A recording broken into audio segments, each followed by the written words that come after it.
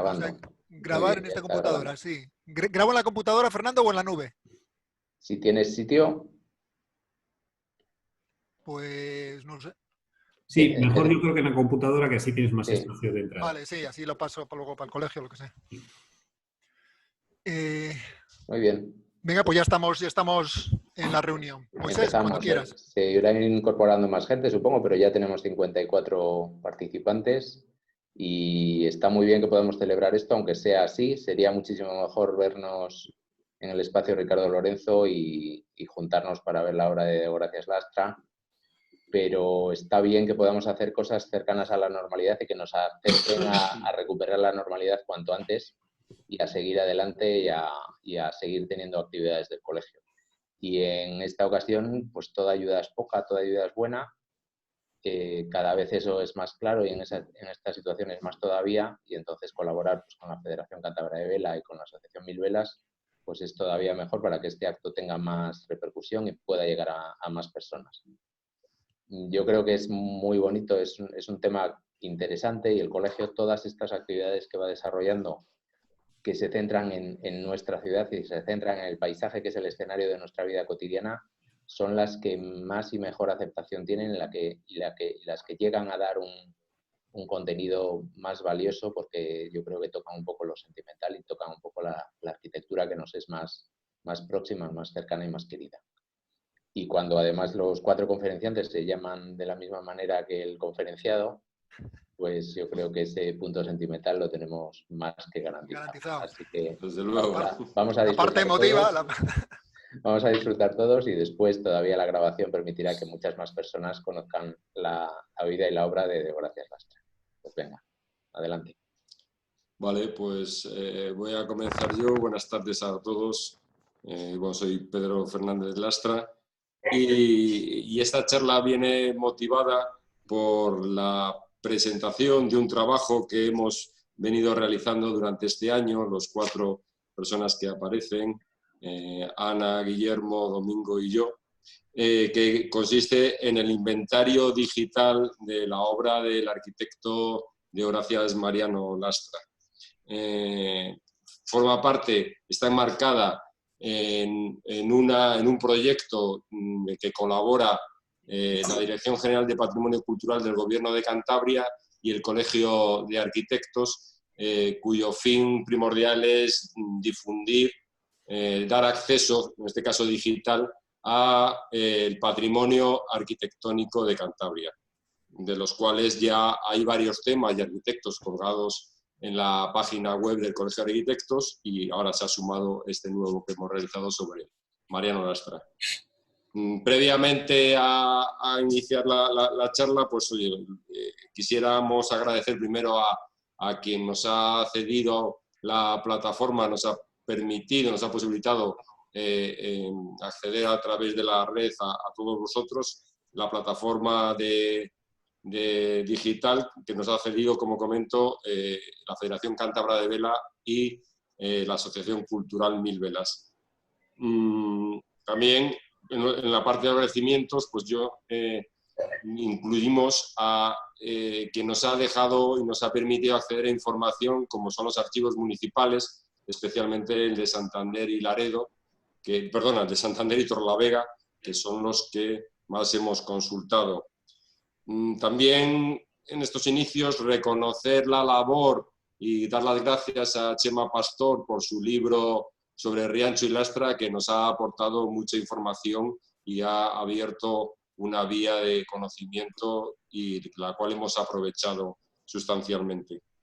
Y finalmente, pues un recuerdo, en este caso, a quien ya fue el principal impulsor, que fue Ciuco Lastra, el hijo de Mariano Lastra, el padre de Domingo y Ana, nuestro tío, que en compañía de otros jóvenes en ese momento, arquitectos colegiados como eran Antonio Navarro, Jesús Molinero, fueron los que empezaron a ordenar el archivo personal de Mariano Lastra y del cual también nos hemos valido para continuarlo.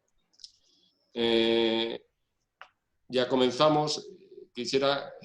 Mariano Lastra es un arquitecto que pertenece a una generación en los que la vida está íntimamente ligada a la evolución de su obra arquitectónica. Casi no se concibe una cosa sin otra, y las fases que va teniendo su arquitectura corresponden a las fases que ha tenido, los hechos históricos y sociales que han ocurrido durante su vida. Por lo tanto, esta charla, entonces, con este planteamiento, la hemos querido dividir en tres partes. Una que es su vida, la presentación de su biografía, que es la que voy a desarrollar yo ahora. Una segunda parte, que es la que va a presentar Domingo, que va a consistir en la contextualización arquitectónica de su obra en tanto los movimientos nacionales como europeos. Y finalmente Ana va a hacer una breve reseña de las obras más importantes que hemos incluido dentro de ese inventario a modo de ejemplo. Mariano Lastra nace en Santander en marzo de 1889, o sea, finales del siglo XIX y casi comienzos del siglo XX.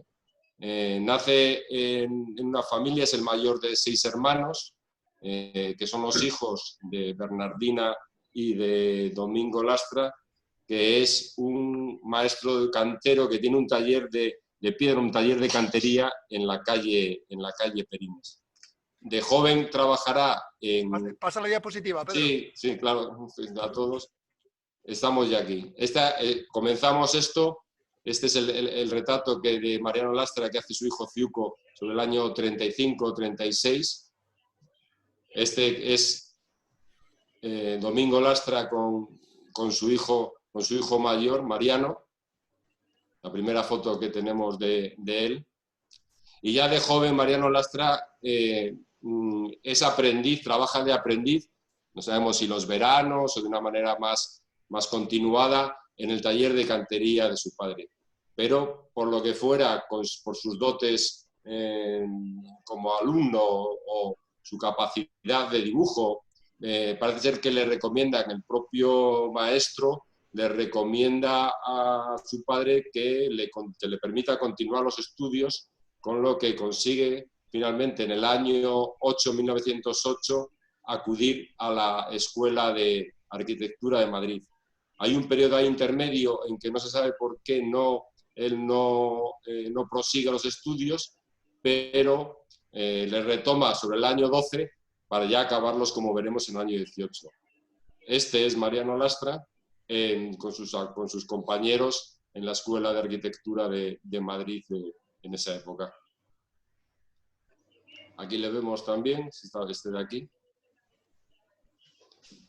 Su paso por la escuela, fundamentalmente, un hecho que es reseñable es que tiene una serie de amigos y con discípulos con los cuales va a perdurar toda su vida. Estos son 5 de los principales amigos, asimismo se llaman la Mano Negra. Este es Fernando Unamuno, es el hijo de Miguel de Unamuno, el hijo mayor de Miguel de Unamuno, que va a ser posteriormente, durante muchos años, arquitecto municipal de Palencia. Pedro Sánchez Sepúlveda, que va a ser también un arquitecto del Ministerio de Instrucción Pública, prácticamente del Ministerio de Educación. Manuel Galíndez, un importante arquitecto bilbaíno. Fernando Arzadun, otro importante arquitecto vasco, que va a tener una brillante carrera ambos, y Domingo Lastra, y Mariano Lastra. Esta es la promoción del año 18, en el que aquí este es Lastra. Este es Moncho Lavín del Noval, que es el hijo de Valentín Lavín del Noval, que es los de Santander, es más joven que él. Lastra es el mayor de todos. Galíndez, otro importante arquitecto, Rafael Bergamín, que va a ser amigo suyo también durante toda su vida. Estos son la primera generación que después, entre los del 18 y los del 25, Carlos Flores va a denominar generación del 25, y son los primeros arquitectos que traen la modernidad europea a España. Esta es una foto posiblemente de recién acabado, una foto de presentación social, cuando llega a Santander.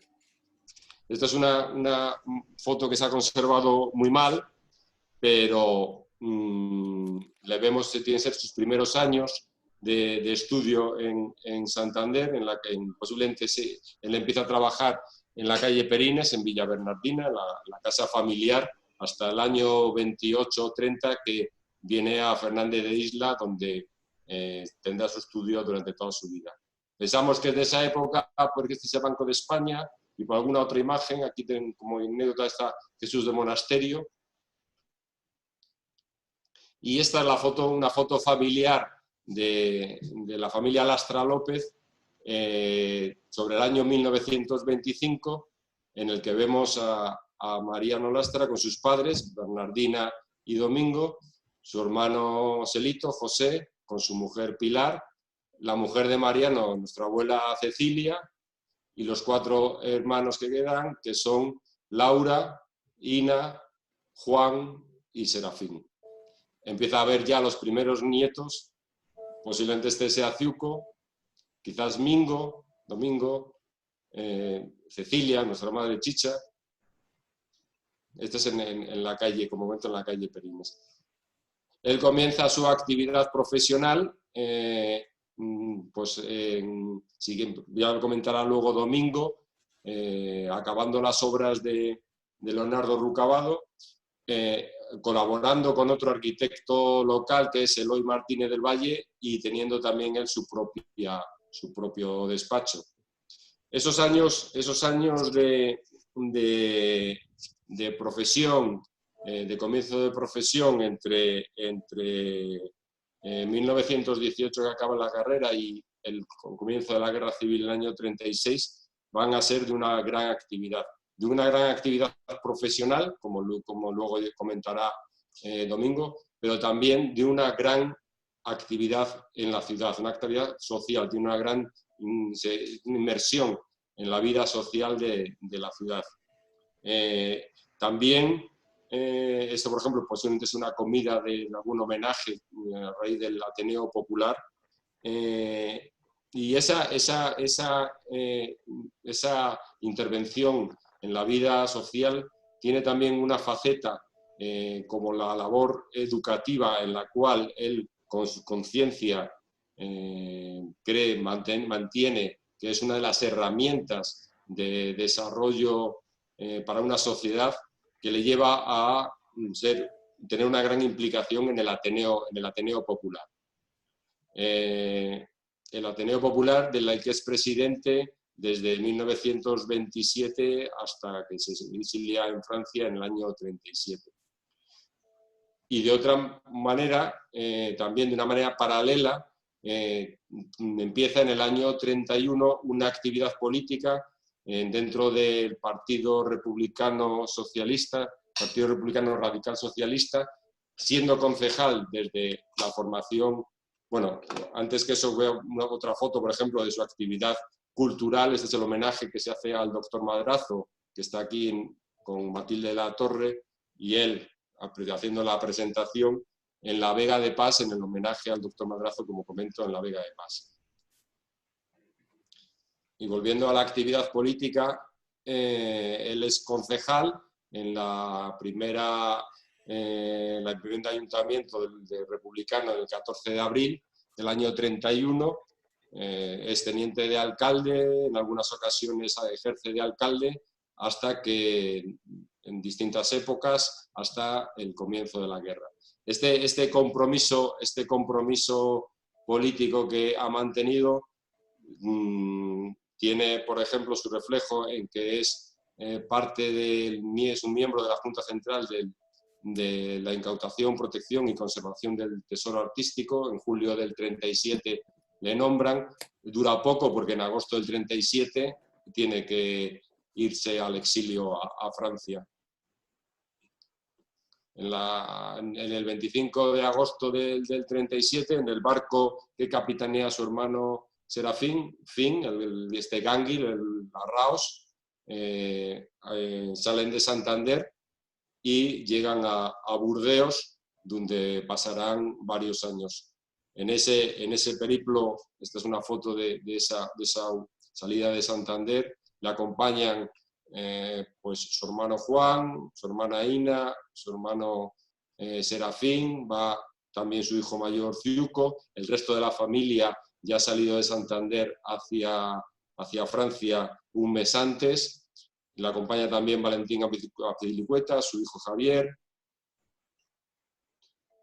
Pasan un tiempo en Francia, este es en la playa de Biarritz, Juan, Serafín, Mariano, nuestro tío Pepe, uno de sus hijos, en los cuales, bueno, tampoco es el momento, siempre ha habido tuvieron una gran impronta familiar esos años en Francia, en el exilio, que ha dado para múltiples conversaciones que los nietos y los sobrinos hemos escuchado toda la vida.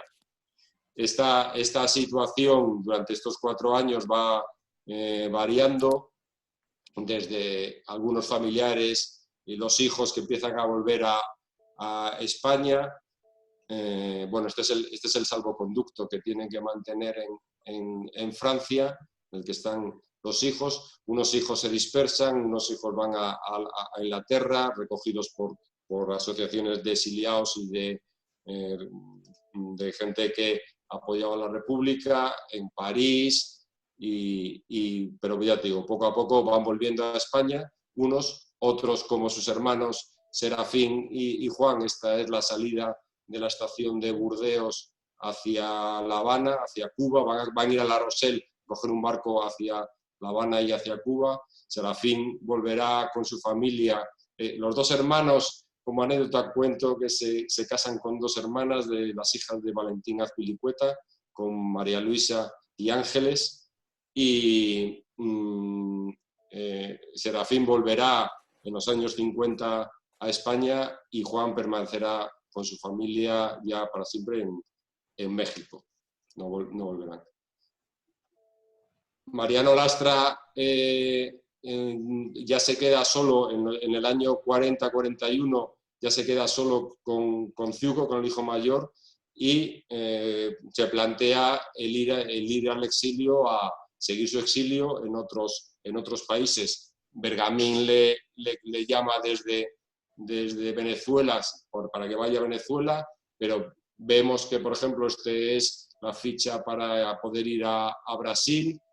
También pide permiso para ir a México, pero finalmente en abril del año 41 pregunta y consigue desde Marsella. Yo creo que pensamos que muy influenciado por la muerte en Marsella de su amigo que estaba con él, Ricardo Bernardo, el pintor Ricardo Bernardo, deciden volver a España. En el año, como veis, en el año 42 es rehabilitado tras un proceso, una depuración política que tiene que pagar una multa y una incautación, pero en el año 42 es rehabilitado y puede volver a ejercer su labor de arquitecto. Él tiene ya una amplia familia de 8 hijos, por lo cual su vida, que ya son mayores, pues hoy están nuestros tíos Ciuco, Mariano, Ana Mari, Chicha, Angelines, Sinuca, Pepe y Juanse, de los cuales estará por aquí escuchándonos el tío Juanse, que es el último que queda de nuestros tíos con Nena, su mujer, y la mujer de Mariano, Quinita, que son los últimos tíos que están, nuestros abuelos, con Mariano y Cecilia, pero él ya tiene una familia y por lo tanto normaliza su situación en Santander, ya se incorpora a la vida normalizada, abandonada su faceta de política. Esta es una foto de los arquitectos del año 47, que es la recepción, una fiesta de los arquitectos a la primera arquitecto que hay en Santander, Cristina Gonzalo. Tenemos aquí a Moncho Lavín del Noval, Javier González Riancho, Ramiro Sainz, Luis Labat, Jesús Gutiérrez, su primo Alfonso Lastra, Mariano Lastra, Hernández Morales y Gabriel Torriente, Manuel Bringas y Juan José Resines. Son los arquitectos la vieja generación y la nueva generación que está llegando a Santander. Otra foto ya de esa vida en una prueba de carga en la Covadonga, en nuestra feria de la Covadonga. Este es Mariano Lastra, Grande Morales, don Javier González Riancho, su hermano Aníbal González Riancho, que es el ingeniero que ha calculado ese forjado, don Ramiro, el abuelo de Ramiro Borrortu. O esta imagen también de otra fiesta que tiene la curiosidad que ya las nuevas generaciones, como este que es Javier González Riancho, el hijo de don Javier González Riancho, o aquí aparece detrás ya Ciuco Lastra, tiene que ser el año 51, un recién acabado, y aquí tenemos a Mariano Lastra, que ya va a dar paso, como vemos en esta foto tan emotiva de Mariano y su hijo Ciuco, que va a dar paso a las nuevas generaciones. Bueno, este es un poco el planteamiento de la vida, las facetas que ha llevado, que luego ahora, Domingo, cuando nos cuente su contextualización arquitectónica, podréis ir asociando desde la época de la preguerra con el regionalismo y la entrada del racionalismo, la época de guerra y la época posterior hasta su final, que fallece en el año 55. Pues Domingo, te dejo pasar ya la... Muchas gracias, Pedro. Le doy a compartir pantalla. Y aquí.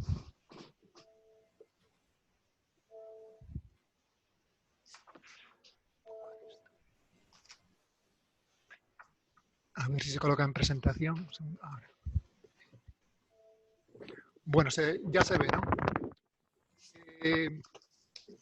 Bueno, pues esta primera imagen quiere reflejar el panorama de la arquitectura con la que ha sido formado Deogracias, ¿no? Una arquitectura, una formación enciclopédica en el que la elección del estilo para cada situación o para cada proyecto es a conveniencia del arquitecto, que en razón del carácter del edificio o del uso va a escoger un estilo u otro, bien por el lugar, bien por el contexto cultural o bien por la manera de recrear esa función.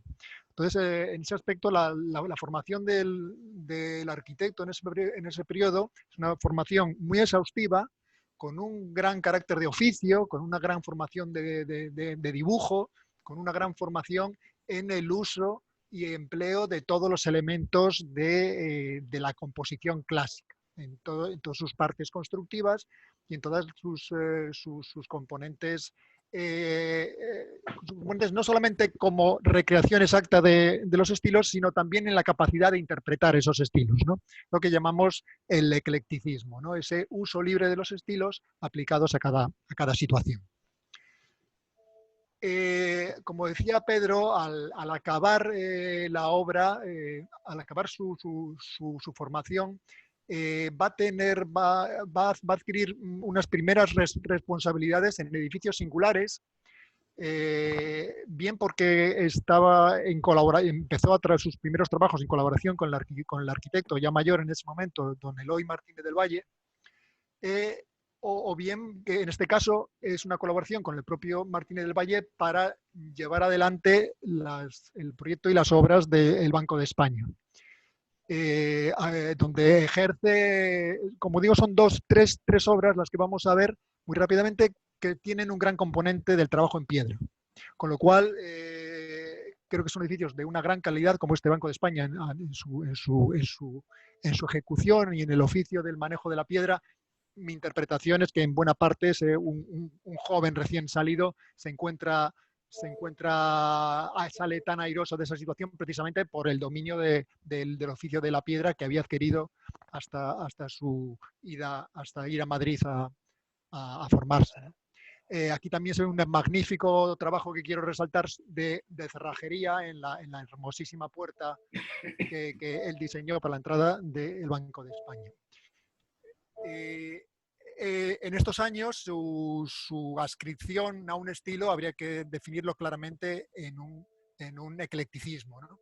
en el uso libre de sus estilos, en el que este sería, este que vemos a la izquierda, el edificio Ródenas, que está en la Plaza del Príncipe, pues sería un exponente de ese estilo, ¿no? Un clasicismo reinterpretado en el que no se puede definir un estilo clásico, sin embargo es una especie de utilización de los estilos como ornamento para dignificar o para resaltar el propio edificio. Aquí vemos también ese uso libre de los estilos en estas propuestas que hubo para una especie de concurso, que hubo un concurso para la ejecución del Club Marítimo de Santander, que luego realizó Gonzalo Bringas. En esos momentos, tras la muerte de Rucabado en el siglo XVIII, a partir del año 11 o del año 10, en toda la geografía española, y es un fenómeno que se reproduce a nivel europeo, el regionalismo pasa a ser una fuente de inspiración de todas las disciplinas. Una búsqueda de las fuentes de inspiración en lo local, ¿no? Que no había por qué ir a buscar las fuentes de inspiración o de argumentación de nuestra arquitectura, importarlas de fuera, sino que buscarlas en la propia tradición. Eso se extiende tan nombrados como el propio Manuel de Falla, Guridi, Turina, Isaac Albéniz, influenciados por este hombre, Felipe Pedrell, que el primer gran musicólogo español y fue profesor de todos ellos. O en el campo de la literatura y concernido a nuestra región, pues personajes como José María Pereda o Amos de Escalante o José Gutiérrez Solana, Manuel Llano. Son personajes que están inspirados en esa línea de pensamiento. Como antes ha nombrado Pedro, al propio Ricardo Bernardo como un pintor exponente de esa línea de pensamiento que va recogiendo su temática en las tradiciones locales o en las imágenes de la tradición local. Y ese debate no fue ajeno a la arquitectura, en el que posiblemente estos dos personajes se refieren sus dos antagonistas, ¿no?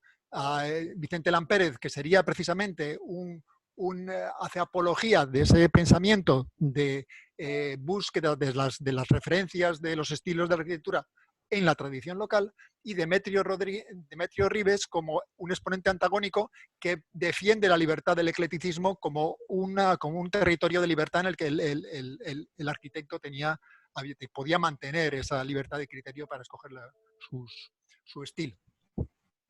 En Cantabria tenemos la fortuna de que el mayor ideólogo de ese pensamiento aplicado a la arquitectura era Leonardo Rucabado, un cántabro de Castro Urdiales.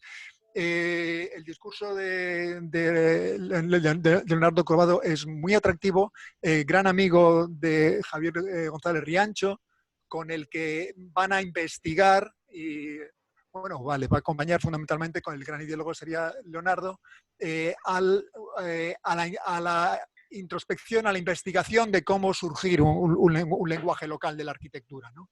Esa explicación que ya daba pues, gente como William Chambers, de buscar en los orígenes de las cosas, de la tradición, el fundamento para los estilos clásicos. Ellos hacen excursiones recorriendo el patrimonio de la región para que luego Leonardo Rucabado hace en sus famosos dibujos de croquis, en los que va resaltando y escudriñando el lenguaje y los elementos que componen la arquitectura tradicional. Como resultado de todo ello, sería, como colofón, sería que fue Premio Nacional de Arquitectura, fue un premio de categoría nacional, que es este Palacio para un Noble en la Montaña, donde se funde, donde se da sentido y se da coherencia a esa metodología. Es de éxito proyectual, luego se ve reflejado en sus propias obras. Obras que recrea un estilo propio, el estilo que hemos llamado el estilo montañés, ¿no? Tanto en sus exteriores, que es una especie de fusión o de colección, donde se reúnen en una sola arquitectura toda una colección de los elementos de la arquitectura tradicional, y todos lo conocemos, la solana, el soportal, el escudo, la torre como elementos de máxima simbología, los aleros como elementos también de casi como un icono, como una, de esa forma de la arquitectura, y recreado también en sus interiores, que recreaban como si fuese una escena el tipismo de esa arquitectura tradicional. Como os digo, hay una relación muy directa de Lastra con Rucabado, porque uno de sus primeros encargos es precisamente la continuación de las obras que había dejado inconclusas Leonardo Rucabado. Él lleva adelante las obras de construcción de la iglesia de San Vicente y el asilo de San José en los Corrales de Buelna, y también la construcción de la biblioteca Menéndez Pelayo y el museo el actual Museo de Bellas Artes de Santander, que también eran obras que había dejado inconcluso Leonardo, y que Lastra se encarga de su dirección y de su ejecución de obra, su desarrollo y ejecución de obra. Esas obras de mucho carácter murario, de mucho carácter de pétreo, él sale muy airoso de ellas. Precisamente yo aludo a ese conocimiento interior y casi intuición que le había crecido por el hecho de haber sido hijo de un cantero y haber vivido sus primeras décadas de vida, sus primeros años en el taller de su padre. Influenciado por todo ello, sus primeros proyectos, enseguida aparece el estilo regionalista con una gran convicción. Esta es el edificio de Bustio, la casona que sigue presidiendo la imagen de la villa de Bustio, de la localidad de Bustio, o todo un repertorio de arquitecturas regionalistas de todo este periodo durante los años finales de los años 10 y hasta los años 20, durante todos los años, los años 20, el que va a hacer con un gran convencimiento y con una gran calidad y con una gran maestría, un seguidor realmente aventajado de las ideas de Rucabado, con una gran convicción y con un gran éxito social. Creo que fue una arquitectura felizmente apreciada por la sociedad de su momento, y que trae consigo también su propia forma de representar la arquitectura, con esas especies de recreaciones de edificios que son medio palacetes, medio castillos, que recrean una especie de fantasía cultural para esos momentos, ¿no? Lastra hace un ejercicio también de aplicar esas ideas el racionalismo que tiene sentido rural, que tiene sentido en el medio rural, introducirlas en el contexto urbano, ¿no? Esta es la intervención que hace en la Plaza de las Estaciones de Torrelavega, el edificio Bascal, con esos profundos aleros y con esa introducción. No deja de ser un lenguaje ecléctico, pero centrado exclusivamente en ese carácter local. O otro edificio muy exitoso, que es el edificio de viviendas de la calle Becedo en Santander, frente al ayuntamiento, donde el edificio de carácter ecléctico, esa colección de elementos, pero que al final quiere introducir esa especie de firma regionalista que es la solana superior, dando carácter con su profundo alero, dando carácter al edificio. En esa situación estamos cuando aparecen nuevos ingredientes en este juego de la arquitectura del siglo XX. Y en ese aspecto, la biografía de Lastra es un reflejo de la primera mitad, de lo que sucede en la primera mitad del siglo XX en arquitectura, porque de alguna manera, a través de sus obras, leemos perfectamente qué es lo que ha pasado en la arquitectura durante esa primera mitad en una provincia de España, ¿no? Aparece la industrialización en la arquitectura, ¿no? Aparecen nuevas tecnologías que hacen capaz una producción sistemática y una incorporación de nuevos adelantos de habitabilidad en los edificios. La incorporación de las estructuras de hormigón armado, el cerramiento ya no utilizado como muros de carga, sino como un cierre exterior que permite abrir grandes ventanales en las fachadas y permitir muchas mejores condiciones de iluminación y de habitabilidad, como decimos. ¿En qué repercusión tiene esto? Son unas ideas y unos desarrollos que vienen fundamentalmente de Centro Europa. Y aquí vamos a ver las revistas de la época, o sea, qué información contaban estos arquitectos, en concreto Lastra, en esos momentos, qué información estaba llegando y cómo eso va a trastocar profundamente su modo de construir y de proyectar. Esta es la colonia Briz en Alemania, en Berlín, centro de la actividad intelectual en esos años. Era Alemania, era Holanda, era Viena. Su repercusión social, su sentido social, ¿no? Cómo esto aparecían imágenes como estas, de alguna manera que viene vinculada a una especie de producción en cadena de la arquitectura, ese industrialismo que llega a decir, que nombran a este tipo de arquitectura, ese industrialismo que puede generar arquitectura en serie, que puede generar nuevas formas de producción para resolver los grandes problemas sociales de dotar de una vivienda digna al conjunto de la sociedad. Estas nuevas arquitecturas aparecen con nuevas formas que nada tienen que ver con los conceptos eclécticos, que nada tienen que ver con la ornamentación y que nada tienen que ver con sus procesos constructivos, donde los paños, los cerramientos, todos pasan de ser ejecutados por artesanos a ser ejecutados por trabajadores, ¿no?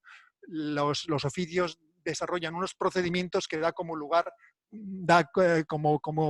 final la resolución de paramentos y el ensamblaje de las piezas para llegar a formar las arquitecturas. Unas nuevas imágenes de los edificios que muchas veces aparecen presentadas precisamente con este tipo de otras tecnologías, los coches, como diciendo de alguna manera que esta imagen de estos edificios es porque se corresponde con este otro tipo de vehículos, con este tipo de ventajas, con estos tipos de tecnologías que han venido a cambiar el mundo, ¿no? Aquí estamos viendo y la incorporación de esas nuevas tecnologías dentro de la propia vivienda. La famosa cocina Frankfurt, que viene a resolver los problemas funcionales del interior de las viviendas, ¿no? Esta línea de trabajo, como digo, estamos viendo las revistas de la época, que serían las revistas de arquitectura a partir del año 24-25, y la revista Architecture d'aujourd'hui y Arquitectura Vivante. Architecture Vivante. O sea, las revistas son de origen francés y las revistas de arquitectura, la revista nacional de arquitectura, muy dirigida a lo que estaba ocurriendo en Alemania fundamentalmente. Esta es una imagen de la exposición que hace la República Española en el año 31 en Berlín, en el que se ve claramente que quiere la convicción, digamos, a nivel político, de apostar por este tipo de arquitectura, que es lo que presenta en esa exposición. La campaña, digamos, de divulgación de estas arquitecturas es muy profunda. Este es, por ejemplo, la Weissenhof, que es la creación de un nuevo barrio en la ciudad de Stuttgart, con muchos de los más reconocidos arquitectos en el momento, ¿no? Encabezados por la figura de Mies van der Rohe, que va a invitar a personas como Le Corbusier, como Gropius, Hilbersheimer, Polsig, Oud, o muchos de los grandes Behrens, o muchos de los grandes nombres de la época, a producir un barrio, cada uno su proyecto, de manera que eso sirva de carta de presentación de las ventajas de esa nueva arquitectura y de esa nueva imagen de las cosas que había que convencer y promover y divulgar. Estas son las nuevas imágenes con las que se enfrentan estos arquitectos, que de alguna manera hay que entender, digamos, lo traumático o lo transformador o lo trastocador de estos nuevos lenguajes para los que no habían sido formados, ¿no? Y sin embargo lo van a emplear, luego lo veremos, con verdadera maestría. Que trastoca también sus interiores. Si veíamos esos interiores de Leonardo Rucabado, estos interiores que van a tener este tipo de representaciones, este tipo de aspectos, ya nada tiene que ver con esa representación de la arquitectura. Unos interiores en los que se han convertido o bien en un movimiento de planos que conforman la funcionalidad interna del edificio, o bien unos aspectos constructivos como estos otros de Le Corbusier, en las que no identificas su proceso constructivo. Así como en la formación clásica las cosas cuentan su modo de construir. En esta representación de estas nuevas arquitecturas también cabe la posibilidad de que el elemento no atienda, digamos, a su conducción constructiva, sino a su conducción abstracta, ¿no? A su forma per se. Los propios muebles también es algo muy importante, ¿no? Los muebles de arquitectura han pasado a tener este aspecto o la posibilidad de tener estos aspectos, ¿no? Primados por la funcionalidad, pero también ese orden plástico de las cosas lleva consigo una nueva mentalidad y una nueva forma. Y la representación propia de la arquitectura cambia completamente. Si veíamos en esos planos de edificios regionalistas una recreación en las formas, en los adornos, en la delineación, aquí prima la geometría, el movimiento de volúmenes, de cómo representar esos volúmenes y el movimiento y las maclas que producen entre ellos, ¿no? Si hemos renunciado al adorno, nos queda la pura forma, el puro volumen y el puro espacio para interactuar entre sí. Aún así, estas nuevas imágenes también tienen estas nuevas plásticas, estas nuevas herramientas, como digo, en gran medida carentes de ornamentación, aparecen también nuevos lenguajes para trabajar en esas condiciones tan abstractas, ¿no?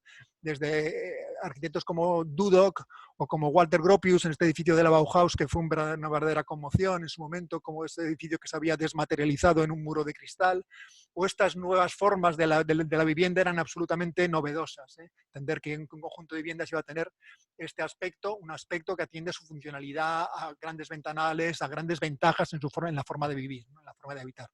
Y en ese panorama estaban inscritos en ese momento, en los años 20, finales de los años 20, estos arquitectos, ¿no? Este es un pequeño concurso de arquitectura que aparece en la revista Arquitectura, en el que este es el desglose de los posibles participantes, desde personas que están trabajando en un estilo estrictamente clásico, como digo, la misma propuesta, personas que apuestan con un estilo vernáculo o de una recreación de una arquitectura tradicional, otros un estilo ya más elaborado, mixto, otro una especie de arquitectura moderna, pero inspirada en una cierta tendencia art déco, y esta otra que sería una arquitectura absolutamente abstracta, ¿no? como composición puramente neoplástica o cubista, ¿no?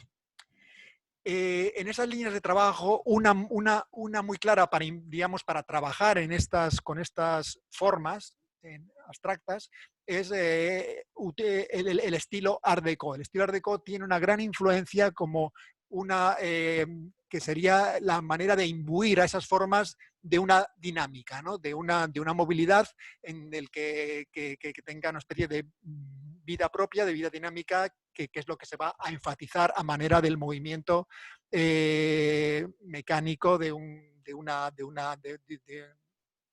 cualquier elemento casi automovilístico o de barco. Entonces, en ese sentido dinámico, la representación de las representaciones del Art Deco en estos carteles se ve claramente cómo definen incluso a las propias personas casi como si fuesen expresadas como si fuesen la carrocería de un coche, ¿no? Absolutamente, digamos, abstraídas y depuradas hasta reducirlas a su propia a la forma más pura posible, ¿no? Muchas veces el manejo de estas formas abstractas, aquí se fue un edificio magnífico que hicieron dos arquitectos cántabros, Riancho, Javier González Riancho y Gabriel Torriente, hicieron este edificio en Madrid, el edificio Tetuán, en ese nuevo lenguaje, pero también un lenguaje dominado también y controlado por esas dinámicas del mundo Art Deco, que están referidas, como os digo, al mundo de la cinética y de qué es lo que mueve parecen que son estas piezas que van enrollando o formando direcciones y trazos dinámicos alrededor del edificio en los interiores. Hay otros caminos mucho más abstractos. La línea alemana se podría decir que es una línea que en gran medida apostó por los lenguajes más abstractos y que es otra línea de trabajo en la que ya no se escriben tanto esos movimientos, sino las formas per se, ¿no? Las formas de la arquitectura, los cuadrados de la arquitectura se van componiendo el propio edificio. cómo digiere este mundo lastra, rápidamente lastra, yo creo que en ese sentido social fundamentalmente se adquiere, se une a ese con convencimiento a esa posibilidad. Las posibilidades de optar a una arquitectura mucho más económica, mucho más eficaz y mucho más con unas condiciones de habitabilidad mucho mejores, enseguida él se da cuenta de ellas y se incorpora a ellas. En primera instancia, a través de un lenguaje más de tipo Art Deco, que le posibilita, digamos, resolver todos estos problemas de encuentros, de fachadas, y de dotarle casi de un sentido orgánico al edificio que de alguna manera va a expresar las relaciones entre las formas de una forma dinámica, ¿no? Ese desarrollo del lenguaje moderno cada vez lo va a hacer más escueto, más limpio, lo va depurando, las formas se vuelven más, los volúmenes se vuelven más puros y más limpios, como este edificio de la calle Hernán Cortés, con estos edificios geminados. Las composiciones en plantas también se vuelven complejas, van resolviendo problemas cada vez más complejos para resolver esos problemas de habitabilidad. Y se va, como os digo, se va depurando ese estilo Art Deco hasta el punto ya que se llega a una gran abstracción. Posiblemente nunca se renuncia a ese sentido dinámico de las cosas, como esta casa de la ciudad jardín en Santander, con ese ala que vuelve sobre sí misma para parecer una especie de vuelo de ala de avión. O este sentido de esta casa Pacheco que se perdió, que estaba en la casa, en el Paseo de Reina Victoria, que aún mantiene esos lazos horizontales que van cosiendo la fachada entre un lado y otro, ¿no? Este sería uno de los grandes momentos de máxima pureza en ese desarrollo. Esta casa de la calle Alcázar de Toledo, donde la composición prácticamente ya se ha reducido al uso y manejo de esos volúmenes en la fachada, a los encuentros, a las maclas, de esos volúmenes en esa fachada, ¿no? Creo que es una verdadera, a nuestro entender, igual creo no pecar de nieto, creo que es una joya de la cultura arquitectónica que tenemos en nuestra región, que deberíamos de conservar como el valor cultural que tiene unido a ello, ¿no? Y yo creo que otro de los momentos mágicos de esta arquitectura es el pabellón que hizo para la isla de La Torre, en la playa de la Magdalena. En este caso, con un sentido, dentro de la cultura Art Deco yo lo incluyo, pero con una mucho mayor depuración, y también adscrito a otra de las grandes líneas de trabajo para resolver la plástica de la arquitectura moderna, que es la arquitectura náutica, ¿no? La arquitectura en el que casi aerodinámica, se puede llamar, o hidrodinámica, referidas casi como al puente de un gran transatlántico o de un gran navío. La arquitectura náutica como expresión plástica por sí misma y con un sentido de verdad, ¿no? Dentro de un barco nada puede ser superfluo, nada puede ser de más, todo es imprescindible dentro de un barco. Otro de los magníficos ejemplos de esa depuración progresiva de las formas es el edificio Ateneo Popular, actual Ateneo de Santander. Previo a la guerra había dos Ateneos, el Ateneo Popular y el Ateneo de Santander. Sobrevive solamente el Ateneo de Santander después de la guerra, y el Ateneo Popular era, como decía Pedro, el que había sido casi 10 años presidente el propio Lastra, ¿no? Y que este edificio se hace por aporte ciudadano, pues suscripción. ¿Cómo, Pedro? Suscripción. Por acciones. Sí, digamos, por acciones, de manera que de manera voluntaria los ciudadanos se podían sumar hasta su construcción. Yo creo que es la historia de hacer las cosas así, de luego es un ejemplo del compromiso ciudadano hacia su propia cultura. O este proyecto que no se llevó a cabo, que estaría más o menos por la calle San Fernando, que era el edificio que proyectó para el edificio de la Federación Obrera Montañesa y que no deja de ser un gran antecedente del Ateneo como programa más ambiciosa y como ese punto de encuentro que veis, ese sentido casi dinámico de esa fachada que se va aumentando su tensión en la esquina para que brote esa torre como si fuese la proa de algo, ¿no? De un elemento dinámico. La aplicación de esa arquitectura moderna da lugar a unas soluciones de una gran imaginación. Y vuelvo al origen, que hace 10 años antes de estas propuestas, o 15 años antes de estas propuestas, había sido educado en el sentido más clásico de los términos, y la importante renuncia que supone el haber abandonado cualquier tipo de, digamos, ornamentación para referirse solamente al proceso constructivo, y con qué imaginación es capaz de sintetizar y de abstraer el lenguaje para llegar a resultados tan espectaculares como este pabellón de la Granja Poch, que se hace, si no me equivoco, en Torrelavega, o estas escaparates o estas tiendas que hizo bastantes en Santander y Torrelavega. El último y tristemente desaparecido, la Confitería Gómez en el Paseo Pereda, que recientemente fue destruido tristemente, yo creo que por una errónea interpretación del valor patrimonial del conjunto histórico del Paseo Pereda, que no ha entendido que la aportación hecha en estos años era muy importante y que debía de haberse defendido tanto más que la propia intervención original del siglo XVIII. O la arquitectura de pequeño formato, digamos, como son todos estos monumentos y más que hizo en homenaje a ciertos personajes, como es la obra que hizo en Polanco como homenaje a José María Pereda, su pueblo natal, donde el propio lugar de homenaje es un espacio, ¿no? El monumento es un lugar de estancia donde los bancos, donde las jardineras o la presencia del árbol es parte de ese homenaje, o el que hace al doctor Madrazo en la Vega de Paz, o el que hace también el fantástico banco homenaje al doctor Quintana, con el que tiene una experiencia impresionante que luego podríamos contar. Que el homenaje al señor Quintana, que es el banco que existe en la medianera del Paseo Pereda.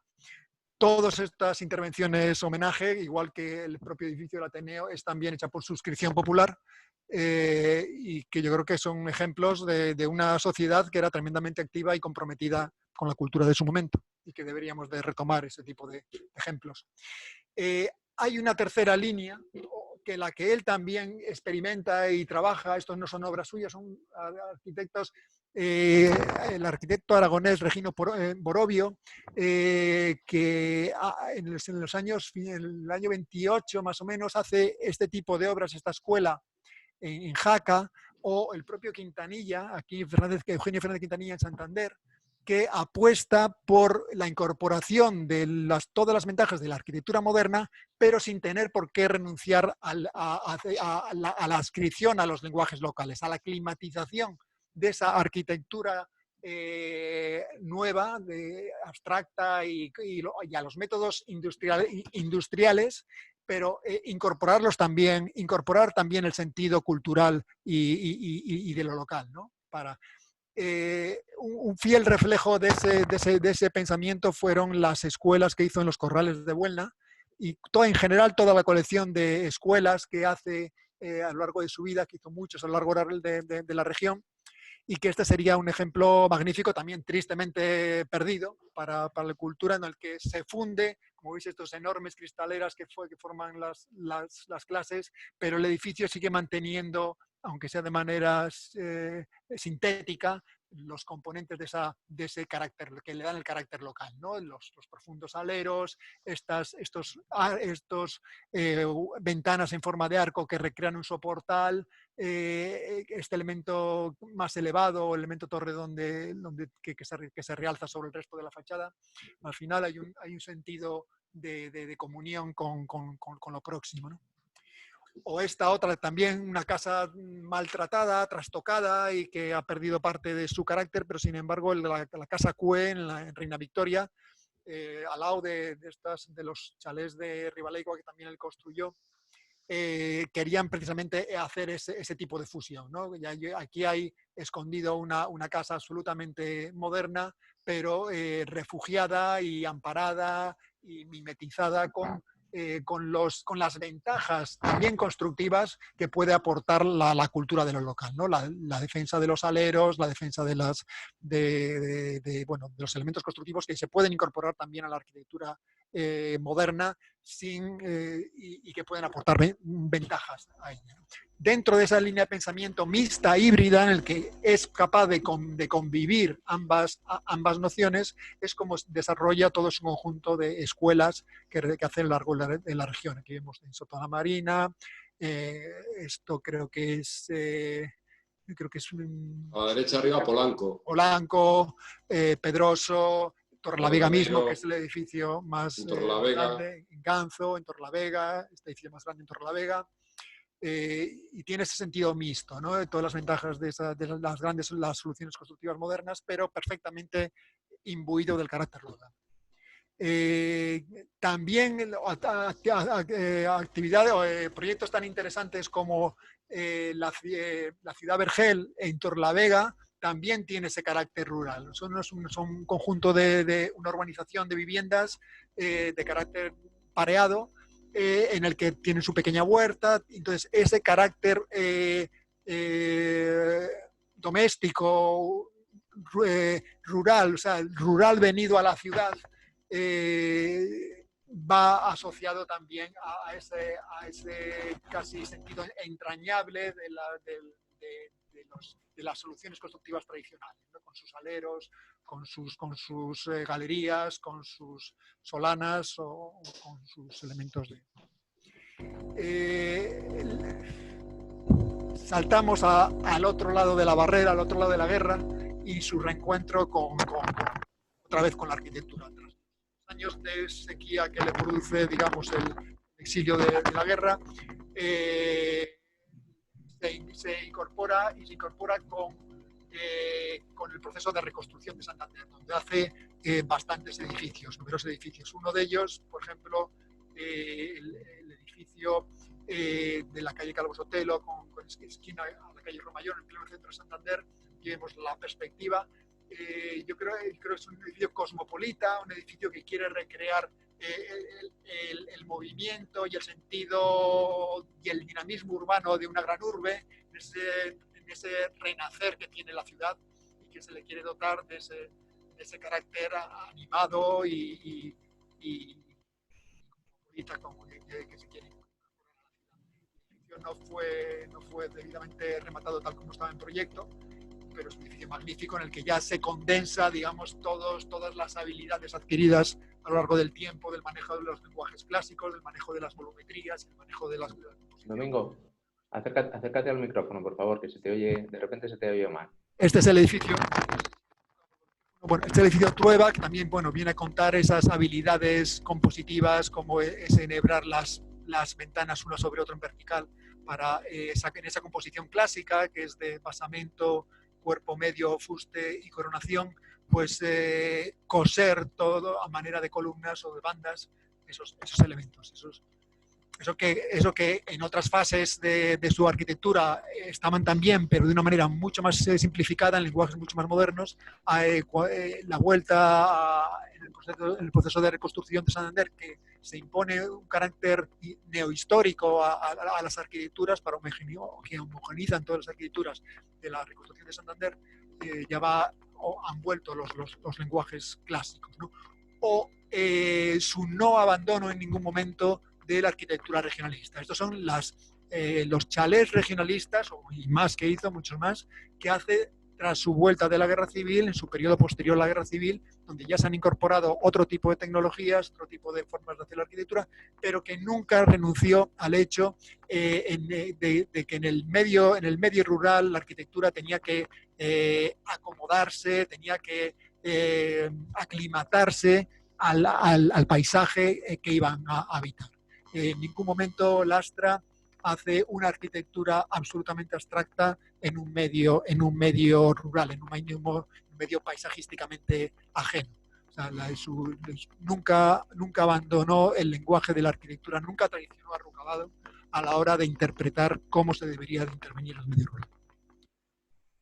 Su obra, para nosotros muy entrañable y que de alguna manera es síntesis de sus aspiraciones y su desarrollo, es esta pieza que hace para Panteón de la familia de su mujer, donde también descansan sus restos y que no deja, y que es la máxima de depuración que posiblemente, si hubiera vivido más, hubiera aspirado a querer, que es, de alguna manera el haber sintetizado la renuncia total a cualquier ornamentación para que solo quede lo esencial. Este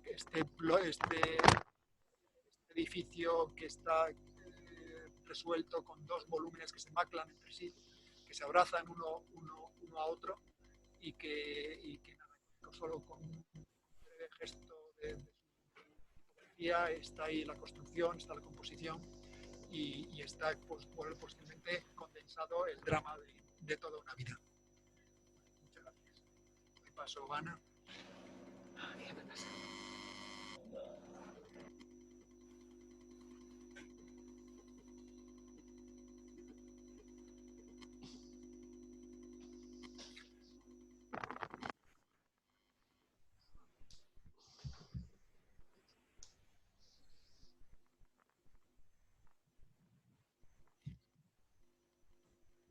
Sí, Ana, cuando quieras.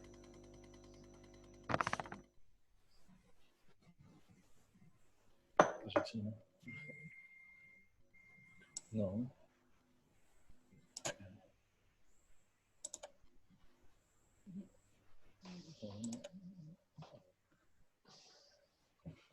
Bueno, buenas tardes. Yo soy Ana y a partir de ahora pues, voy a presentar una selección de proyectos significativos de la obra de Deogracias Lastra, que forma parte de las 100 fichas elaboradas y que se encuentran a disposición pública dentro de la página web del Colegio de Arquitectos en el apartado Patrimonio, en virtud del convenio con la Consejería de Cultura del Gobierno de Cantabria para la realización de estudios sobre el patrimonio arquitectónico de Cantabria.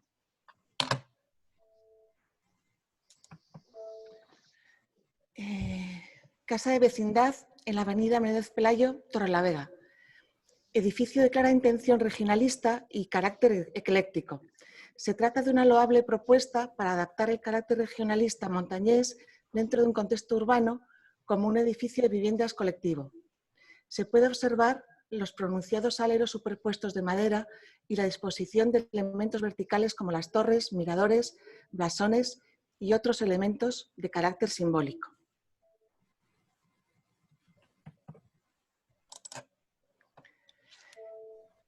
Casa de familia en Bustio.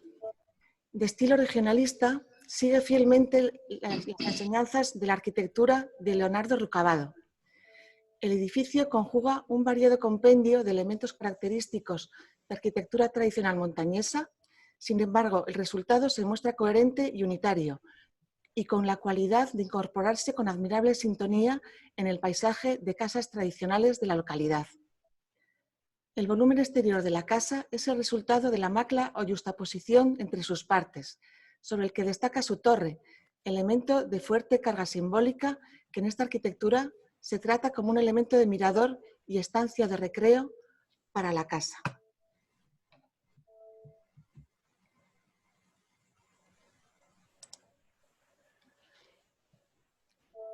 Cinematógrafo en calle Burgos, Santander, el Gran Cinema. Antiguo cinematógrafo y también teatro, insertado entre medianeras y hoy desaparecido. El proyecto comprendía una actuación unitaria con el edificio de viviendas anexo, situado hacia el este, y que iguala la altura de ambas intervenciones. Cabe adscribir su estilo al concepto ecléctico en el libre uso e interpretación de los estilos históricos arquitectónicos. En la década de los 90 fue completamente demolido para hacer la sede de la ONCE, si bien se reconstruyó con fidelidad su fachada, aunque cambiando el rótulo.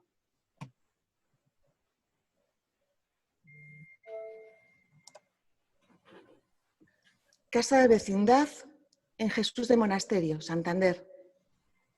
Edificio de composición ecléctica, si bien la galería de forma de madera superior y su potente alero aluden a la forma de las solanas tradicionales, lo que dota al edificio de una imagen claramente regionalista. El edificio despliega en sus fachadas un rico repertorio de motivos arquitectónicos, columnas, arcos, balconadas, galería, una abundancia de motivos que sin embargo forma una composición perfectamente equilibrada y coherente. Esta fachada es uno de los más reconocidos ejemplos de arquitectura ecléctica regionalista del periodo, dentro de un entorno urbano.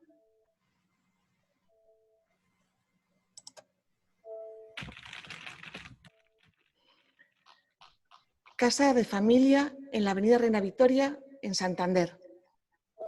La intervención se compone de dos edificaciones gemelas y separadas entre sí. De estilo regionalista montañés, es una composición de carácter ecléctico, con elementos inspirados en la arquitectura tradicional de la región. Cabe destacar sus cubiertas con profundos aleros de madera superpuestos que hacen destacar las torres de los extremos.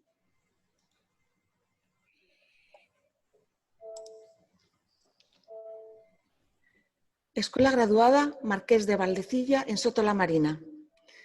Dentro del conjunto de escuelas que proyectó Mariano Lastra en los años anteriores a la Guerra Civil, esta es una de las más destacadas tanto por su tamaño como por su equilibrada composición de estilo regionalista.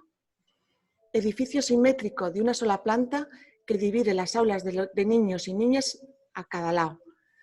El acceso central se destaca mediante una espadaña y tiene otros dos accesos secundarios en los dos extremos del edificio.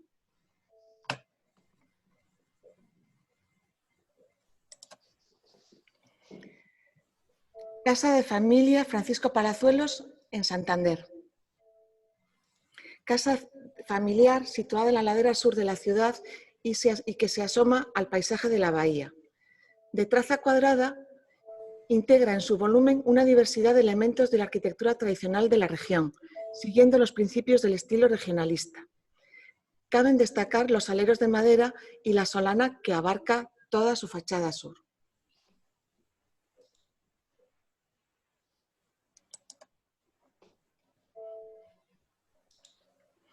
Casa de vecindad Plaza del Príncipe, en Santander.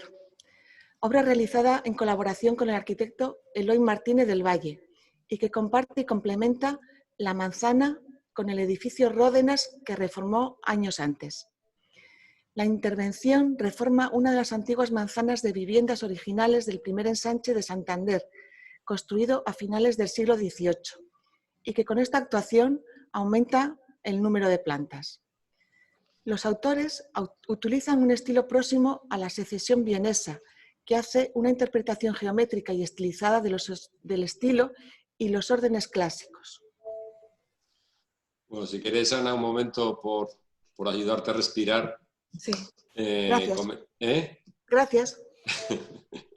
No, comentar simplemente la anécdota. Se ve en el plano de abajo a la derecha los dos edificios, el de la derecha es la Casa Ródenas y el de la izquierda este que estaba comentando Ana, que tiene la circunstancia interesante y que se ve también en las fotos de la parte de arriba, que están construidos sobre una de las casas originales del ensanche que hace Llobet a finales del 18.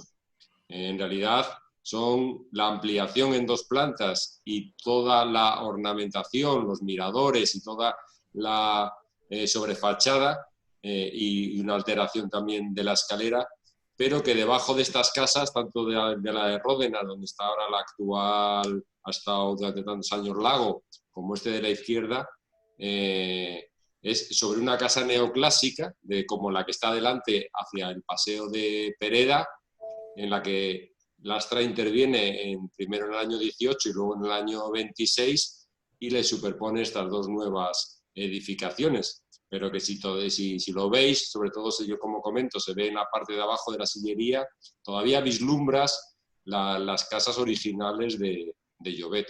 Es un ejercicio muy interesante de intervención que hoy nos pondría los pelos de punta, sería una agresión contra el patrimonio inimaginable y sin embargo ahí está lo que produce la historia. Bueno, sigue Ana. Continuamos. Bueno. Monumento al doctor Quintana en el Paseo Pereda, Santander.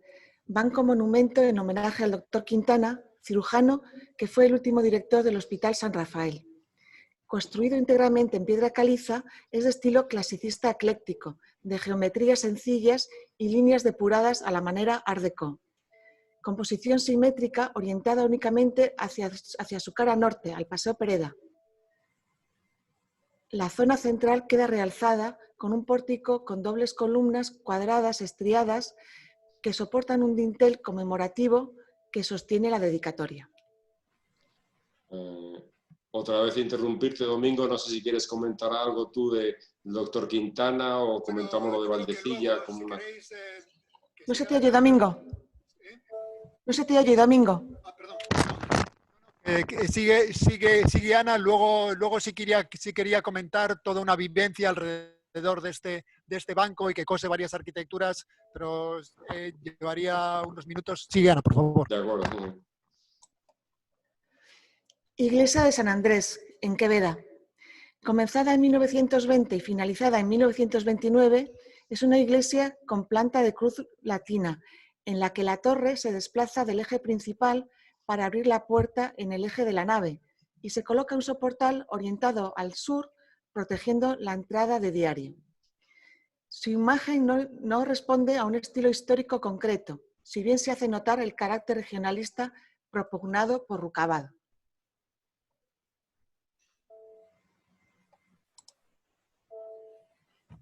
Monumento a José María Pereda en Polanco. Este monumento pretende ser un lugar, un punto de encuentro con el paisaje y con la sensibilidad y el pensamiento de José María Pereda, originario de esta localidad. Situado al borde de una ladera que domina el valle y las mieses situadas hacia el sur, se desarrolla en una sucesión de plataformas que ofrecen diversos ámbitos de estancia y cuyo busto el escritor preside la escena. Está construido íntegramente con bloques de piedra arenisca. Forma muretes, jardineras, pedestales y bancos que invitan a disfrutar del lugar de manera muy diversa. Participa y preside la composición una cajiga, símbolo vivo de la relación de la sociedad rural con la naturaleza y con sus tradiciones.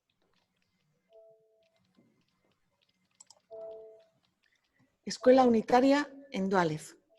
Edificio con 2 aulas y 2 viviendas dentro del grupo de escuelas unitarias que realizó por encargo del Ayuntamiento de Torlavega en su municipio.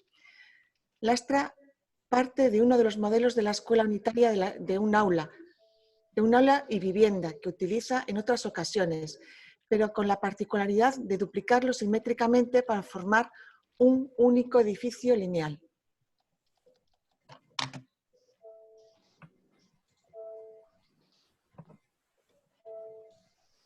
Escuela graduada, calle La Saga Larreta, en Torrelavega. Escuela de 8 aulas realizada durante su época de arquitecto municipal, denominada Escuela Graduada del Oeste para Torrelavega. Se trata de un edificio de 2 plantas situado en un entorno urbano.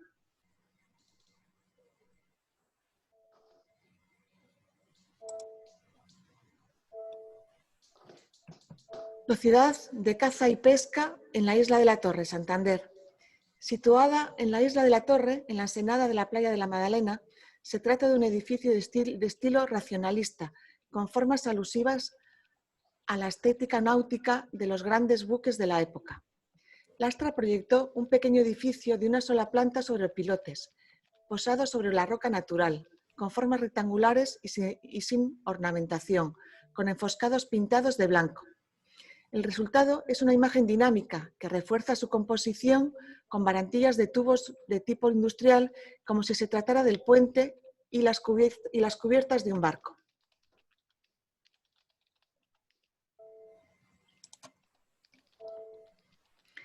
Casa de vecindad, calle Castelar, en Santander.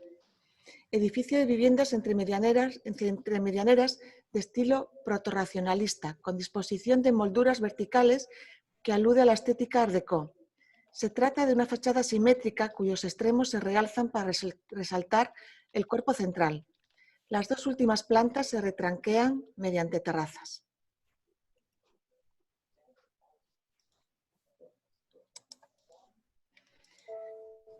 Casa de familia Reina Vitoria, en Santander. Edificio donde conviven las ventajas funcionales y constructivas de la arquitectura racionalista moderna y los elementos simbólicos de la arquitectura regionalista. La casa se compone como macla de diferentes volúmenes a diversas alturas, reunidos en una traza rectangular. Es característica su rotonda semicircular que preside su lado oeste.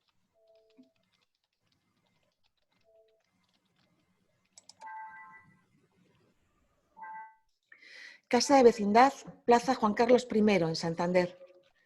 Edificio en esquina de estilo racionalista, con líneas puras y carente de ornamentación. Su estética se sustenta en la plasticidad de su juego de volúmenes, voladizo en las plantas bajas y retranqueos en las plantas altas.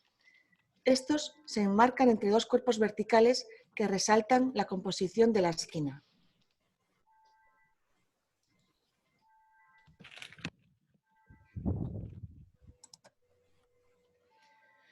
Casa de vecindad en Castelar, en la calle Castelar, en Santander. Edificio de viviendas con fachada a 3 calles y que forma 2 esquinas en chaflán. De estilo protorracionalista, que incluye elementos compositivos y ornamentales propios del estilo Art Deco, especialmente en las esquinas que se resaltan a manera de torreones con elementos ornamentales de ladrillo visto.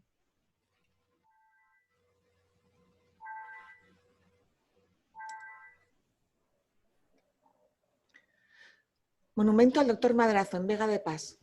La labor realizada por el Dr. Madrazo en su pueblo natal fue homenajeada en vida por el Ateneo Popular de Santander, cuyo presidente era el propio Lastra, que fue autor de su diseño. Es colindante con la finca donde se sitúa el antiguo hospital que allí fundó. Construido en piedra arenisca, forma una composición de planos horizontales y verticales con decoración del estilo Art Deco, que realza un busto del Dr. Madrazo que realizó el escultor Victorio Macho. Hoy existe otro de menor interés artístico. El busto queda enmarcado por un pórtico de columnas cuadradas y estriadas.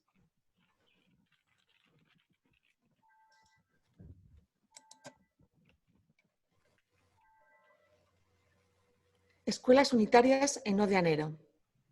Conjunto escolar formado por 2 edificaciones separadas correspondientes a niños y niñas. Cada una de ellas se compone de 3 volúmenes, maclados entre sí sobre una traza rectangular, sobre el que destaca la parte central, con 2 plantas dedicadas a la vivienda del maestro. El volumen lateral de mayor dimensión se corresponde con el aula, con unos grandes ventanales orientados al sur.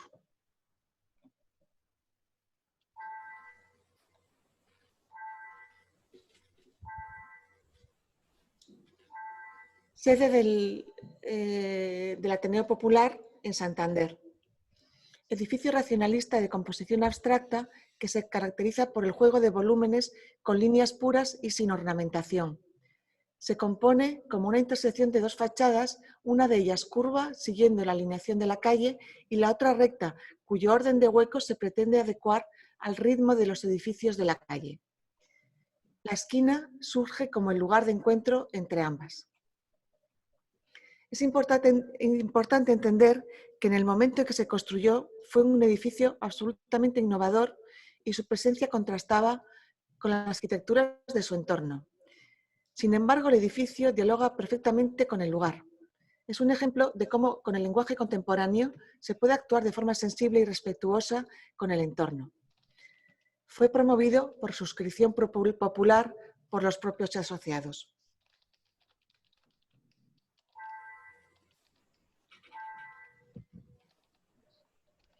Ciudad Vergel en Torrelavega.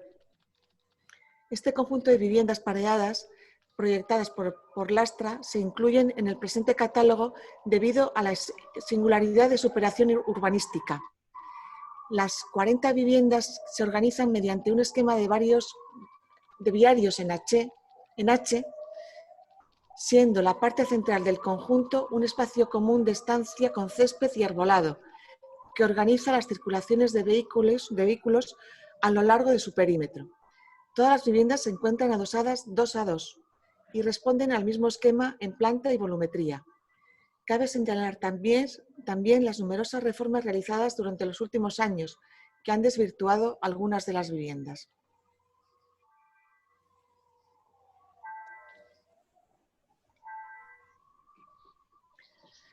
Casa de vecindad en la calle Hernán Cortés, en Santander. Composición formada por 2 bloques simétricos que abrazan un patio en forma de U, abierto hacia la calle Hernán Cortés, donde se forma un pequeño jardín que da acceso a los portales. El patio queda flanqueado por ambas torres iguales y simétricas. Obra realizada por una premeditada renuncia a la ornamentación, volúmenes sencillos y la aplicación de procedimientos de construcción industriales para una mayor economía, higiene y funcionalidad.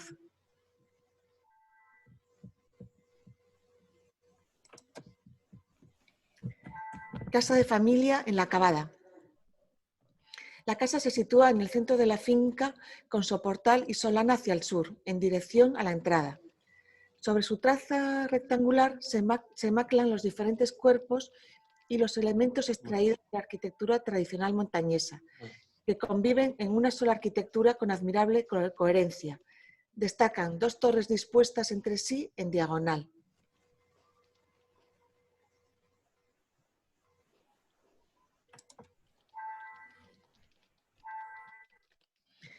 Casa de vecindad en calle Calvo Sotelo, Santander.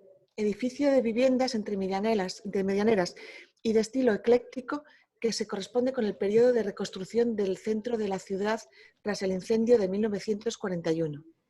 La fachada a la calle Calvo Sotelo se compone a la manera clásica en basamento, cuerpo medio y coronación. Dispone 2 cuerpos verticales en ambos laterales que resaltan en su parte central la galería superior y la alineación de huecos con forma de arco en la entreplanta. Cabe destacar la alineación vertical de ventanas que forman bandas, sobre las que se colocan singulares frontones partidos.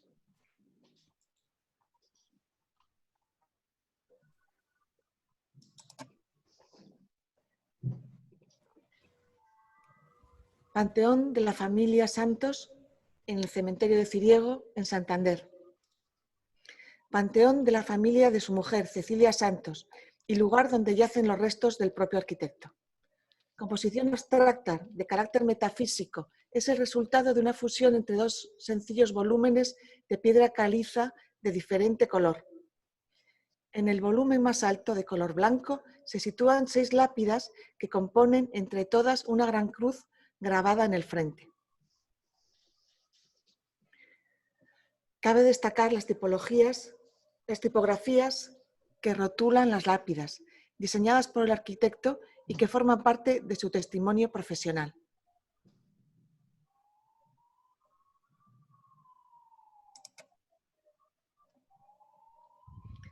Casa de familia en La Franca. Chalet ecléctico de carácter regionalista que conjuga con un variado compendio de elementos característicos de arquitectura tradicional y que desarrolla 25 años después de sus primeras obras similares.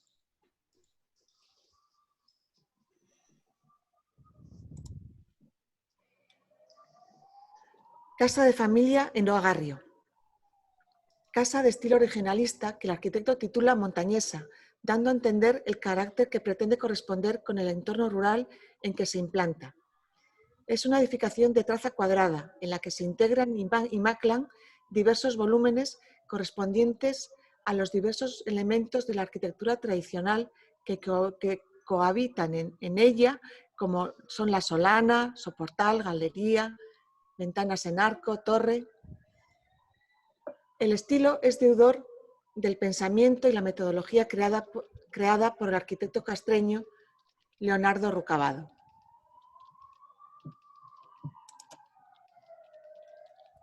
Ya vamos terminando, ¿eh? Casa de vecindad, calle Julián Ceballos, Torrelavega. Edificación de imponente volumen en el centro urbano de Torrelavega. El edificio eclecticista refleja la manera particular con que el autor interpreta los estilos clásicos. Ana, un segundo solo. Como anécdota, la fuente que está abajo a la derecha, en la esquina inferior derecha, que es la fuente de 4 caños, también es un diseño de Lastra durante esa época de arquitecto municipal de Torrelavega. Esa fuente geométrica octogonal. Esta que está aquí abajo. Sí.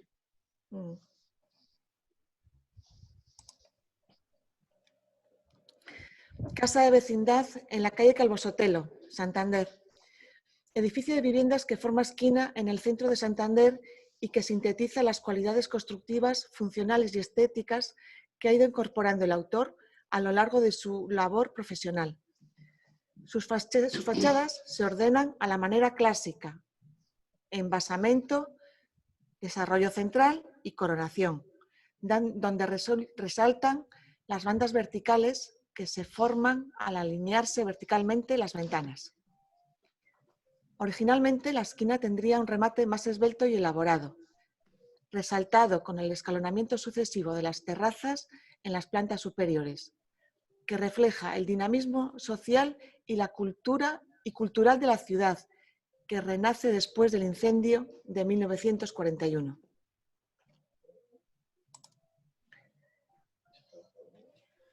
Y con esto hemos terminado. Vale. Muchas gracias a todos y nada, y agradeceros que hayáis estado aquí acompañándonos y se abre el turno de preguntas, pero en primer lugar quería ceder la palabra a mi tío Juanse, que nos está escuchando, hijo de Deogracias, y que por favor le pido su intervención. Fernando, a ver cómo... De los que presidió uno de sus directores más célebres. Y... Le voy a avisar. Fernando, no sé si me oyes para poderle darle paso a Juanse. Lo único, para saber cómo está registrado, pues si le puedo abrir el micrófono por aquí. A ver, se llama, ¿cómo se llama? No, es que no sé la cosa.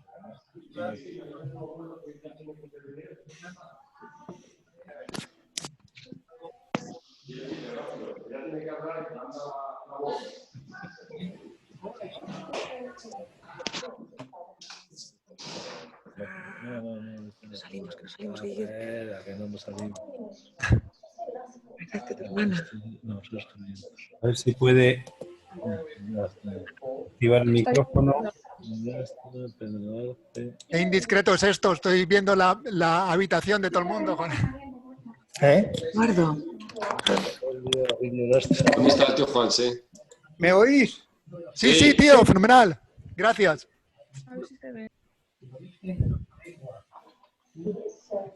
Baja un poco la cámara, tío. Por la 2, el domingo, dentro del espacio conocedor como pocos de romances perdidos.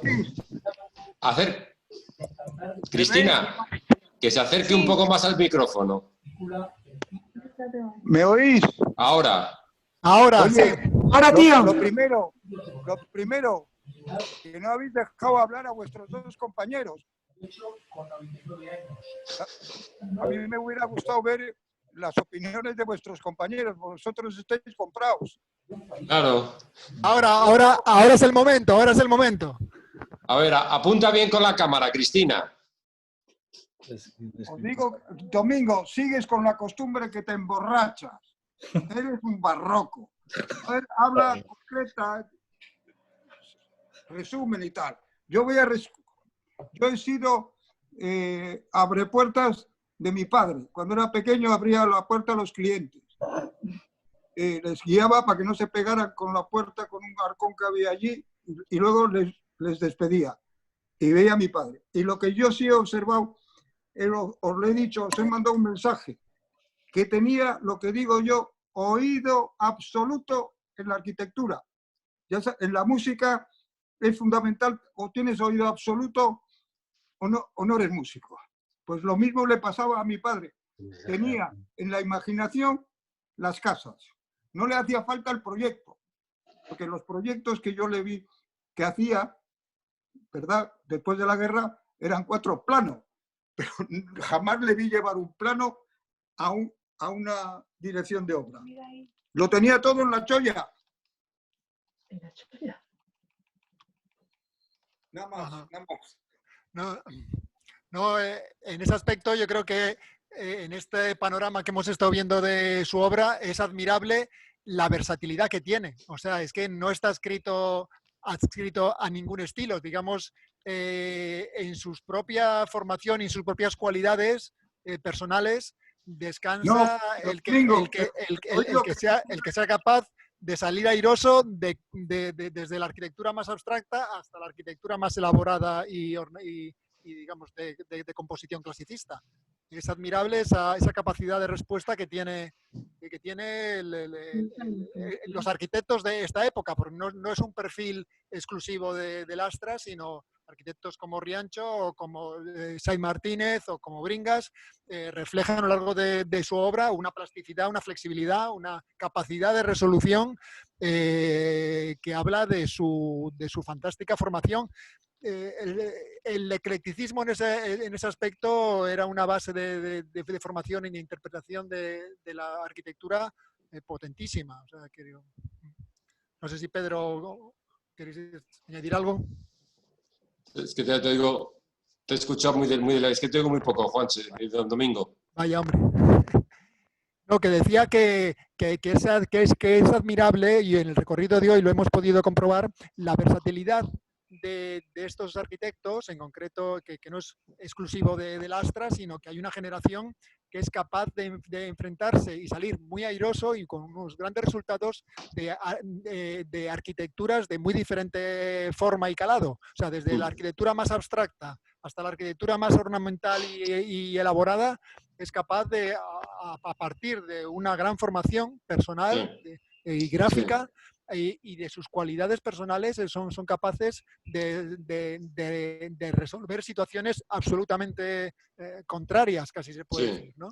Sí, bueno, lo que hemos comentado más de una vez, la gran capacidad que tenían estos arquitectos de principio del siglo, como se ha visto, que no solo son capaces de actuar en varios estilos y a los cuales se adaptan y resuelven, y que los pueden combinar temporalmente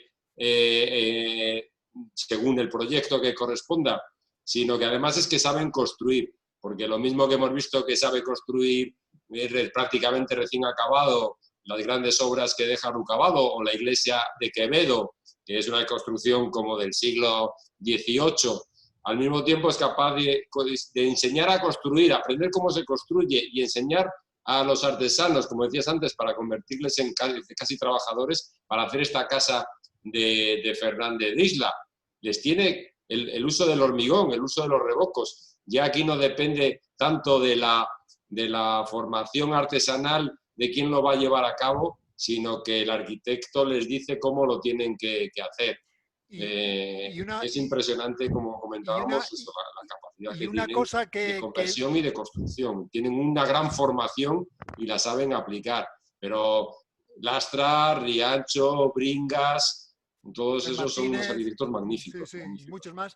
Y una cosa que es admirable, que es la capacidad de síntesis o de renuncia. O sea, digamos, era gente formada y acostumbrada al ornamento, a la elaboración artesanal de las soluciones para dotar de carácter y de estilo al edificio, y es capaz de renunciar a todo ese repertorio ornamental y estilístico para reducirlo a planos y a volúmenes. Tiene un paralelismo con la pintura, lo que siempre se ha visto, la pintura, los grandes maestros que sabían pintar y dibujar perfectamente, y el paso a la abstracción y el paso a la cultura más contemporánea, en el que se dice, no, es que eso lo hace cualquiera, o eso es porque no sabían dibujar. Estos arquitectos que llegan a esta síntesis saben perfectamente construir con la piedra, con la madera y con todos los estilos clásicos. Lastra en concreto era un excelente dibujante de molduras, sus molduras siempre son elegantísimas, conoce perfectamente los estilos clásicos, pero al mismo tiempo entiende que este es un camino a seguir, ¿no? Ese paralelismo entre la pintura que claro se ha visto y la arquitectura, en el que son grandes arquitectos, esto no es porque no sepan hacer otra cosa, no es porque no sepan construir de una manera clásica, sino que son conscientes de lo que están haciendo, es un ejemplo a seguir. ¿Han levantado ya alguna mano? Nos encantaría poder escuchar las preguntas. Julio, ¿y alguna más? No sé si... Pues se preguntan, por ejemplo... Está Julio con la mano levantada. No sé si quiere intervenir.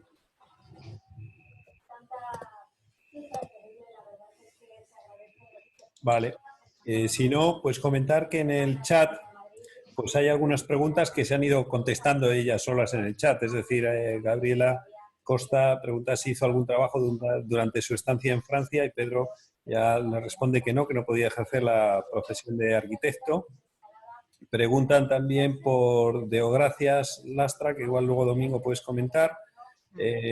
Jesús Allende dice que tiene curiosidad por algunas obras del Paseo de General Dávila de Santander que recuerdan a las de Lastra, que si pueden ser obras suyas. No sé si podéis contestar. Pues no las tengo bien identificadas. Yo creo que sé...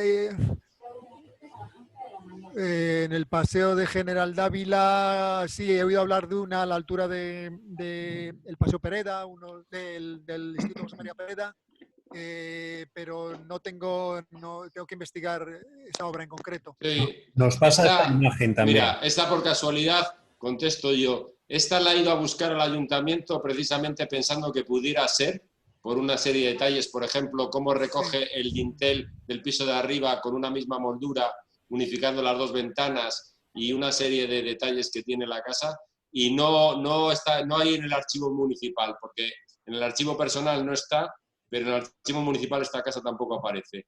Pero a mí me ha llamado la atención y pensé que pudiera ser, sí.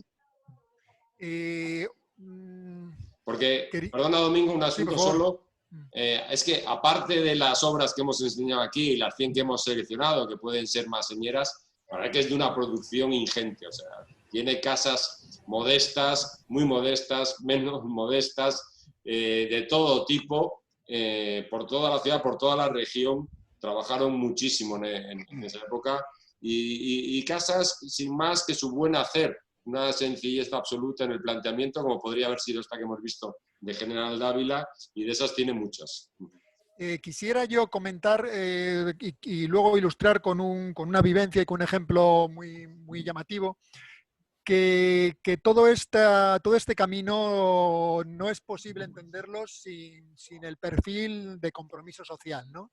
Yo creo que esa adscripción tan rápida, casi hasta precipitada, a la modernidad tiene justificación por su personal compromiso social que esta arquitectura podía resolver o aportar. Para ilustrar ello hay un episodio por lo menos algo que podemos aprender las generaciones actuales de esta forma de pensar tan filantrópica, diría yo, que es el episodio que pasó, que nace con el concurso al que participa don Eloy Martínez del Valle con otro arquitecto, Urcola, que se presentan para hacer el concurso del nuevo hospital Marqués de Valdecilla. Su propuesta gana el concurso, ellos firman, pero tienen como tercer colaborador en el estudio, en la sombra, a Lastra, y ganan el concurso. Ganan el concurso y elaboran el proyecto y las obras comienzan a ejecutarse. Se había recaudado por suscripción popular más de 1 millón de pesetas de la época para realizar esas obras. El dinero no resulta suficiente o no llega el dinero, la cosa es que falta economía, y es el Marqués de Valdecilla el que pone encima de la mesa el dinero para poder continuar los trabajos.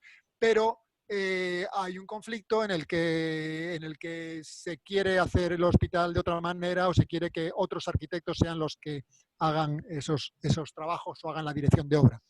Ahí hay un conflicto con el propio Marqués y con la situación en la que, como resultado de todo ello, la Diputación prefiere indemnizar a los arquitectos y retirarles el encargo y que se haga un nuevo hospital, aunque las obras ya estaban en marcha.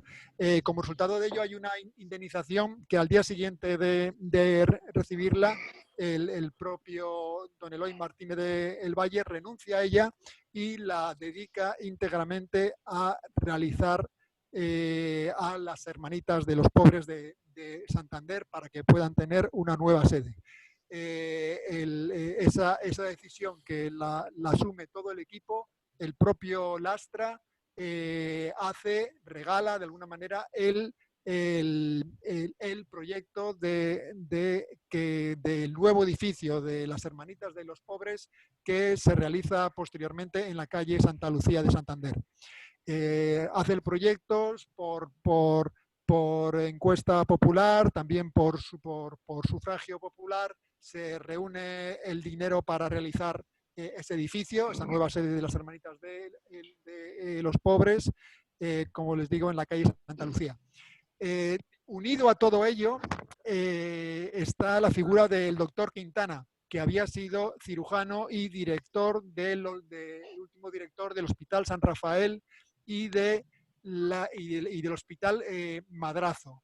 El doctor Quintana, la cuerda royalty, que era una tertulia a la que estaba adscrito junto a otros intelectuales y personas de Santander, el Lastra, en la que participaban diferentes personas, desde Pique el periodista, el propio Eloy Martínez del Valle y otras personas, deciden hacer un homenaje al doctor Quintana colocando una placa en el nuevo hospital que ya se estaba haciendo.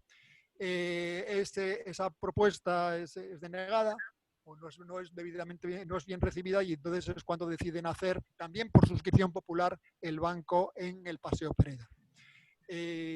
Bueno, esa es la anécdota, hasta tal punto yo creo que llegaba el compromiso de esta sociedad, de este momento, con sus propios actos y su propia economía. Todos los ciudadanos entendían ese tipo de gestos que hoy yo creo que ya no utilizamos o hemos perdido, ¿no? Ahí se ve a Julio en pantalla. Coño, ¿se me ve? ¡Ay, qué vergüenza! Sí. Espera. Espera, que ponga la habitación. Bueno. Oye, Domingo. Sí. Me ha hecho mucha gracia porque toda la vida yo que trabajo en Torrelavega y se ve el edificio ese tan bonito de Julián Ceballos, que yo no sabía que era de tu abuelo.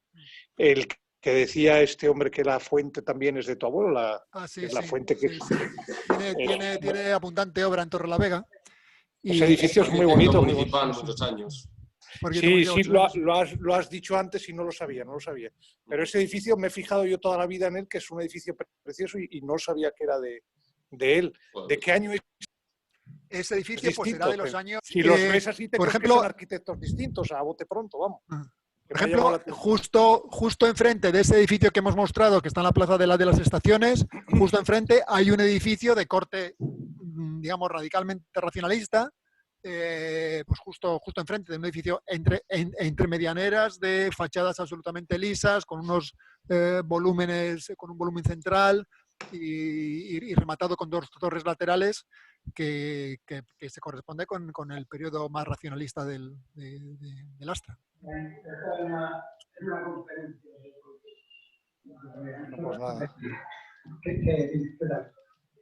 Bueno, muy interesante. Muy interesante. Hay una pregunta que es si... ¿Cómo pensáis que le influye la situación política de los años 40 y su vuelta del exilio en la arquitectura que desarrolla a partir de entonces?